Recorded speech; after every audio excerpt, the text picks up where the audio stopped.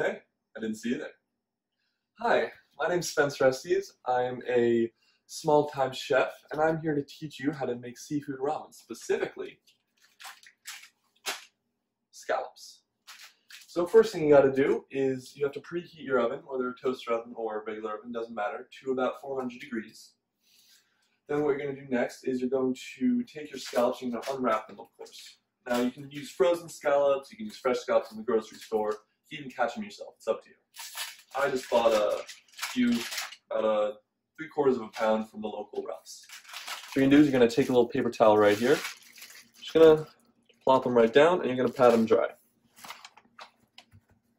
Don't want any excess liquid there. You don't want to really press too hard, don't want to flatten them. Keep them nice and fluffy, but you do want them to be as dry as you can perceive them to be. Just going to spray a little bit of lemon juice on there. It's more of a personal preference for how much you want to put on. I like my scallops a bit more citrusy, so I'll put in a little bit more than usual. Next up, we're going to use some of the Japanese-style panko breadcrumbs to just give them a nice little crunch when they're in the ramen. So I'm going to use about 1/4 of a cup, not too much. I would advise you actually use a measuring cup. I can usually eyeball it, so I'm not too worried about the amount. But you want to just enough to coat the scallops, not enough to really like drown them in breadcrumbs.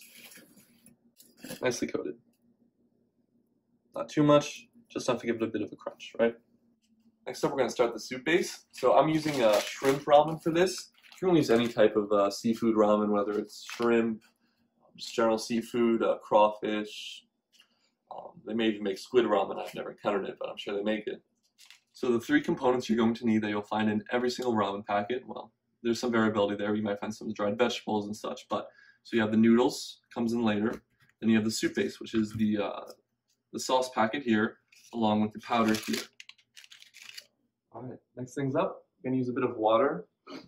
This is a base for your soup.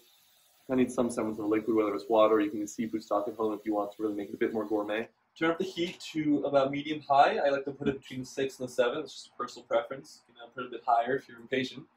All right, and then we're just going to wait for that to come to a slow rolling boil. Next up is we're going to put the scallops into the oven. So I have my oven preheated to 400 degrees to get a nice golden brown on them. We're going to take them out of the fridge. As you know, we prepared them earlier. And then we're just going to spread them out on my baking tray, like so. About 1/2 inch to 3/4 apart. Nice comparison I like to make is it's kind of like baking cookies, you know. They're going to expand a bit as they cook, so that's why you want to give them that extra space. Meanwhile, as you can see, some bubbles have started to form underneath and on the surface of the water. So that means it's starting to come to a boil, so we're just going to start preparing the soup base. I'm going to pull this packet right here, squeeze out all of the little liquid that is inside. Then we're going to pour most of the powder into it as well. I'm going to leave about 1/6 of the packet left in there. You'll see why in a few minutes. Take your scallops out at about the 8-minute mark. And just sprinkle the leftover packaging all over them. Flavor them with the flavor of the broth that you're making right now. All right. Put them back in to cook for another 8 minutes until they are golden brown. Then you're just going to take your wooden spoon, give it a few stirs, make sure everything's mixed together and boils evenly. Now that it's begun to boil, you're just going to put your noodles in, dunk them in with the wooden spoons so that everything gets coated in the water. Flip it over once. There you go. Now, when the noodles are cooked after about 3 minutes since you put them in, you're going to put it on a low simmer. Just enough to keep the water still hot and to make sure that the noodles don't overcook. Then we're just going to turn up the dial back up to a medium-high. And to make this a little better, we're going to crack an egg right in there. Egg's going to cook with the ramen. Oops, you guys just missed it, but the scallops are done. As you can see, they started to turn a slight golden brown. Looking beautiful. As beautiful as you guys back home. Finally, going to take a few, just put them in the broth itself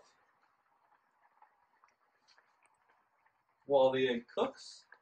breadcrumbs may wash off, but these are more for the flavor of the broth than eating, though. Of course you can eat them and they will be delicious. Give it a few quick stirs.